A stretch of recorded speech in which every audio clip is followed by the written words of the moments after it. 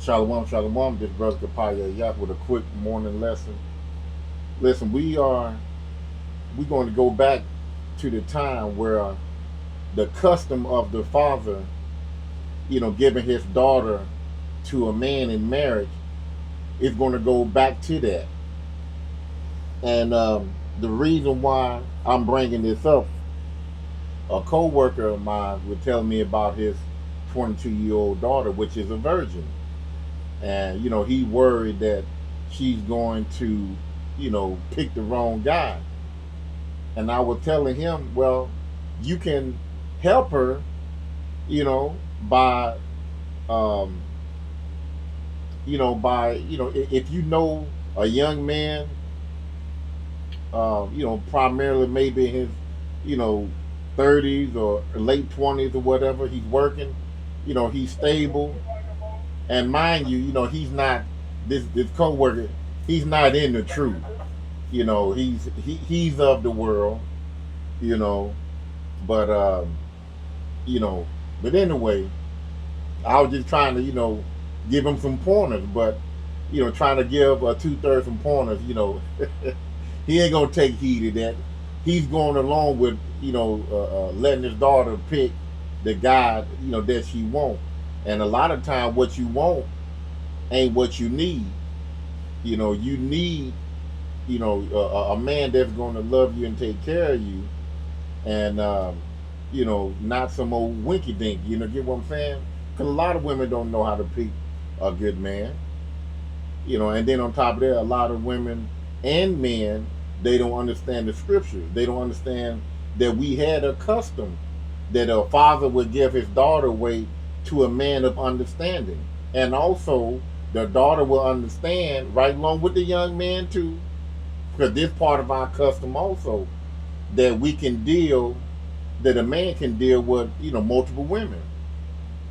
So, but anyway, he was kind of a little bit worried because he want his daughter to be strong and independent. Now, mind you, this is Issachar.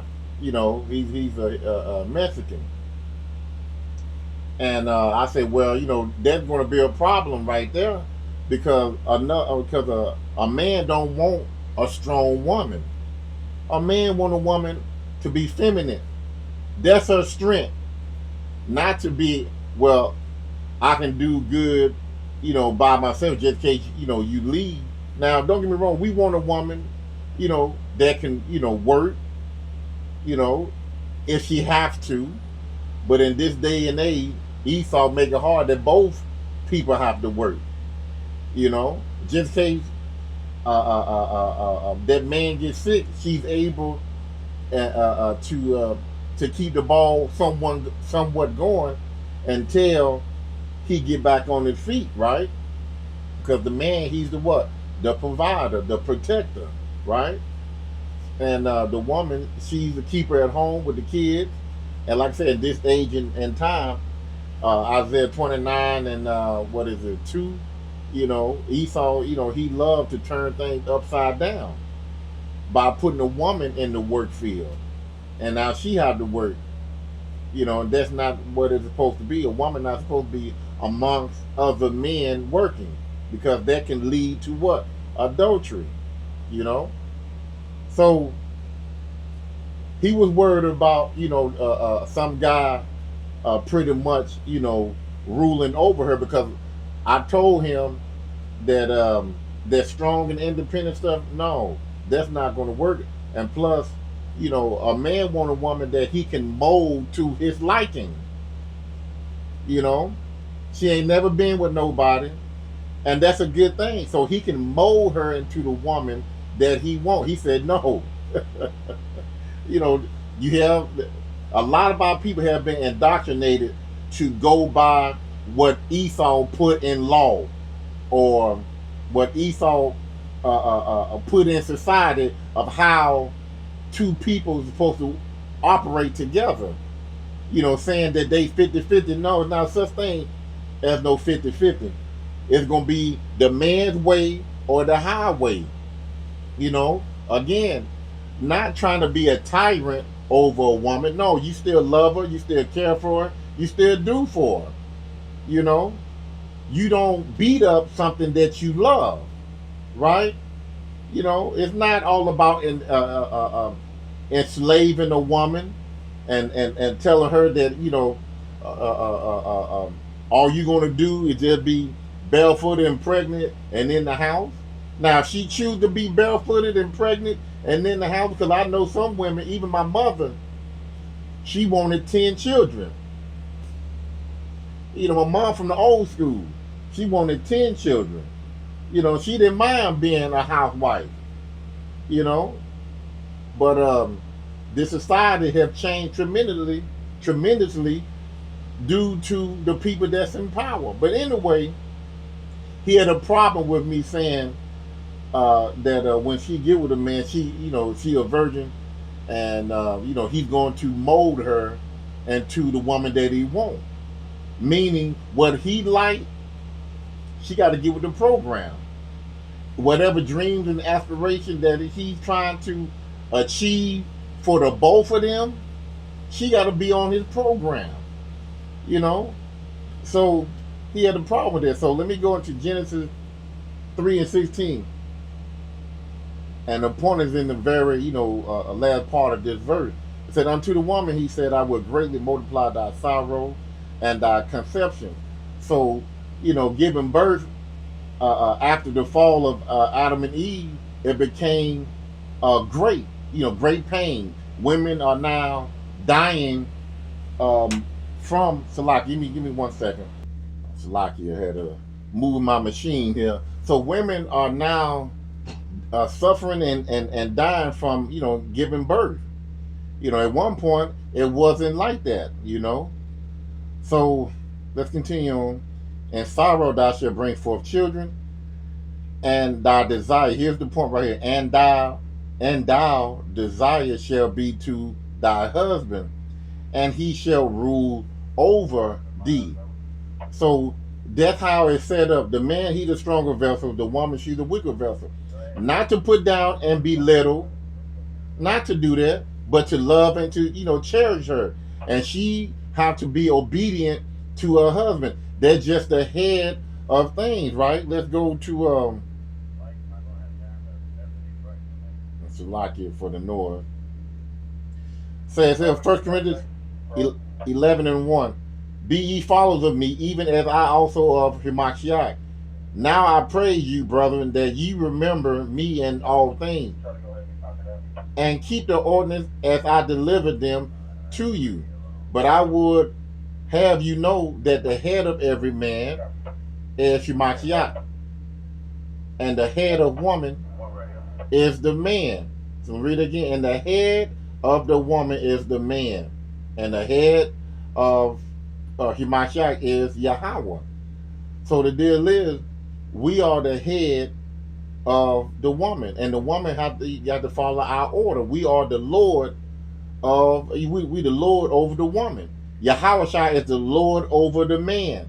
Yahweh is the Lord over Yahweh. That's the order. That's the patriarch that we call the patriarch. I can't pronounce it. It's Lucky. And that's just the setup, the way the Lord got it.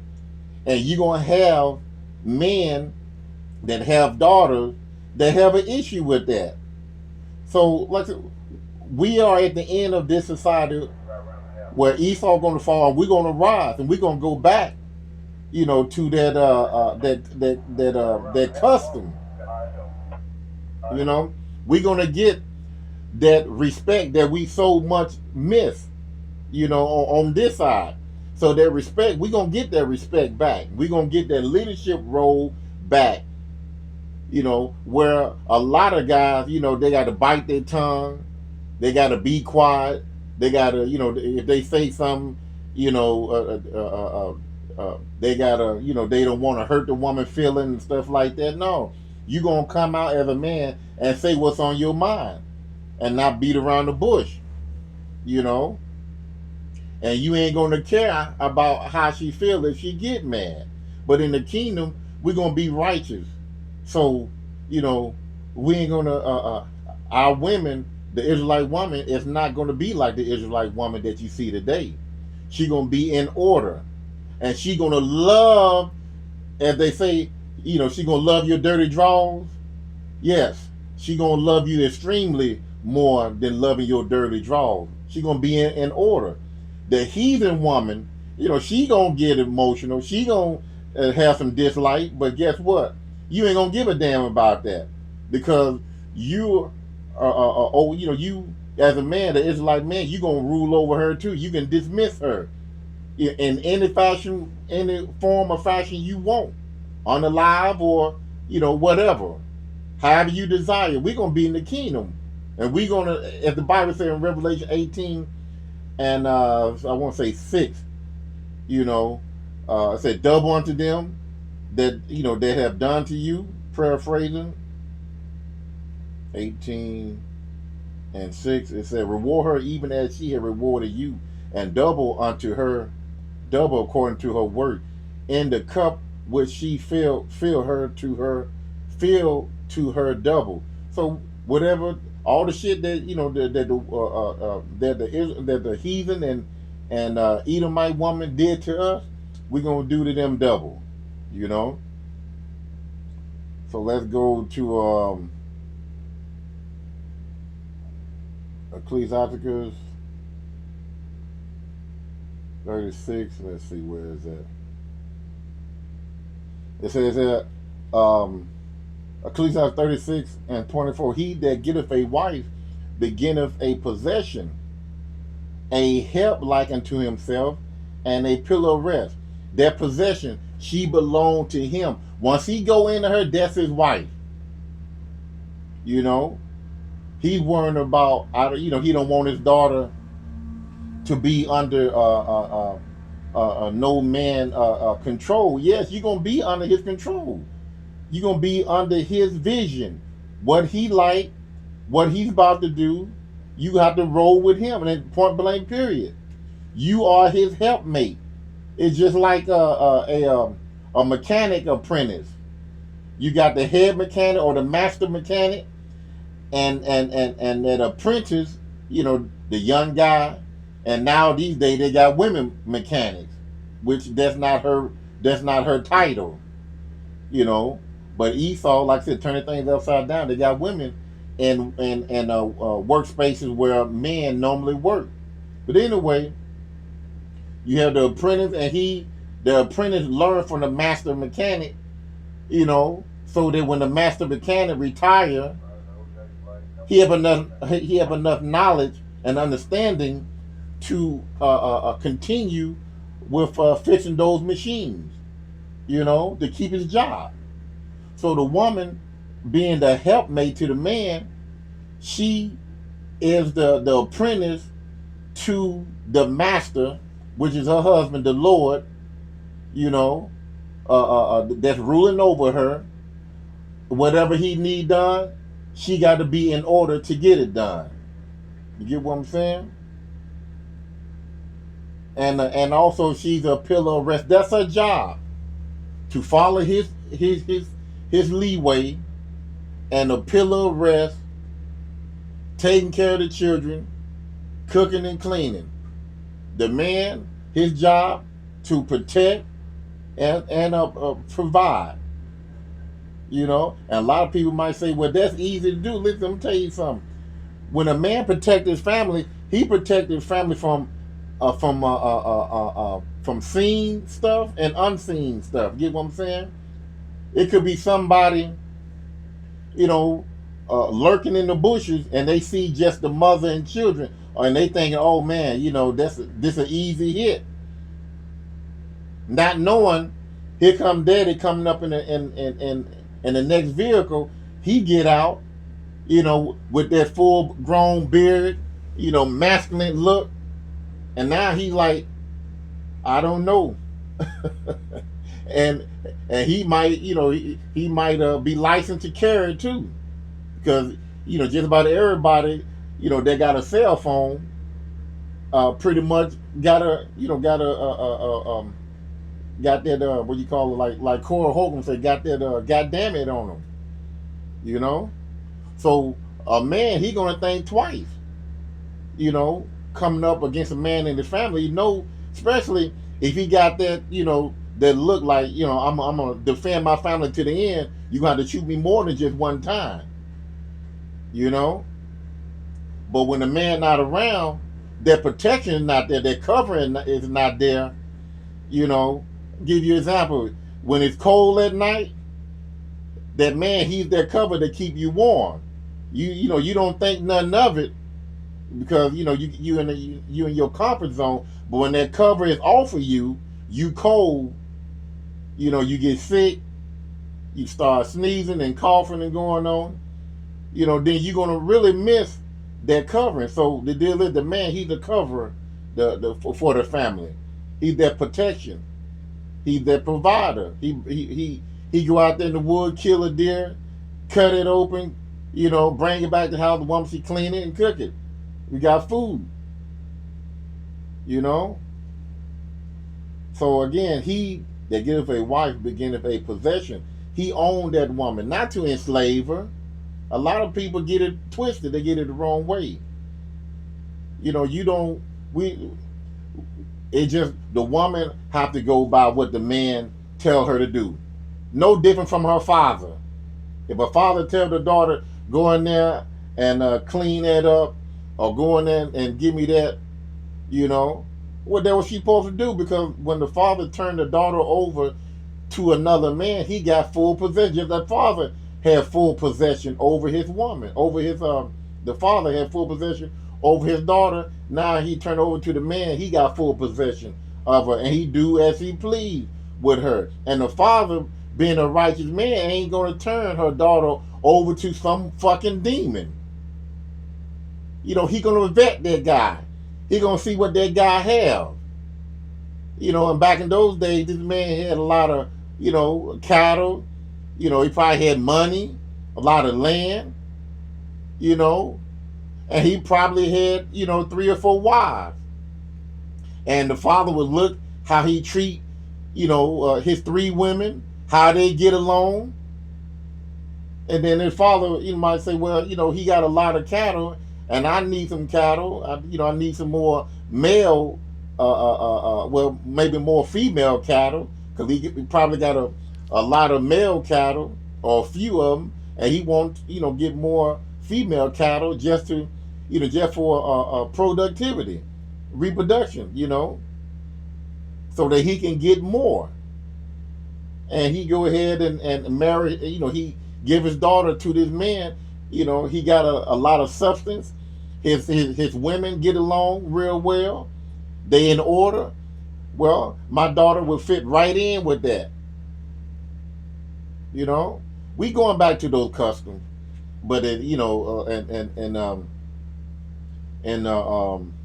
near future. But you know, we ain't gonna be raising cattle or anything like that out there. You know, sharecropping and all this. No, we're gonna have slaves for that. You know, but this Isaiah 4:1, see, there's too many fathers like that man that think like that. You know, they love their daughters so much that they want them, you know, to be strong and independent and don't let a man run over you. You need to wipe that shit out your, you know, you need to wipe that out your head, because there ain't no man want a woman that's strong and not feminine, you know, and she feel that, you know, she can run a household better than you. Ain't no man want nothing like that. But we coming to a time which this 2/3 guy, you know, that I was talking to, he don't understand.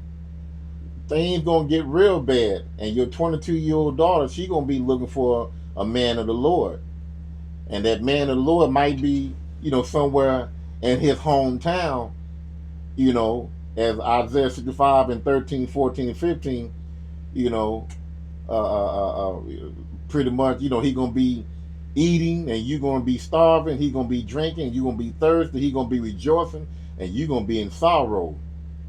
And when this young lady, if she run across a man of the Lord, and if she's still a virgin during that time, because the Heavenly Father, he coming back soon. You know, She's a what you call a contender to be part of some man harem. I guess that's how you pronounce it, harem. Man that having multiple women, but it's gonna be, it's gonna be in a righteous way. She never been touched. You know, she might, she gonna the Lord might put her with a man of the Lord in his hometown. I'm not gonna call out his hometown, but it says this here Isaiah 4:1, and in that day, 7 women shall take hold of one man, saying, "We will eat our own bread, wear our own apparel. Only let us be called by thy name, to take away our reproach." How are you gonna be called by a man's name? You're gonna have to have sex with that man. You take that man's last name. You're gonna take that man's name by being his wife through what? Sex. And guess what? You're gonna make your own bread. You're gonna wear your own apparel. You're gonna make that too. You know, just to take away our reproach. By saying, "I don't need a man. I can do bad by myself." Or "You dusty nigga." Saying all this stuff, talking about the man of the Lord, or just any man in general. You know, want to be strong as a man. On Valentine's Day, you want to, not Valentine's Day, but on Father's Day, you want a Father's Day gift because you mother and father. Which we don't celebrate Esau holidays or nothing like that. But you do have 2/3 women. They feel so masculine. Yeah, they want a gift. These women here, they want attention and gifts. That's all. That's all. That's all they. Not all of them. Not all of them. But attention and gift. That's all. That's all a woman want. Attention and gift. That's it. You know. Well, I'm gonna end it right there. There was just something that this conversation gave me something. A, a, a gave me a lesson to put over the internet. So hopefully it was edifying. See you on the next lesson. Shalom. We going back to those customs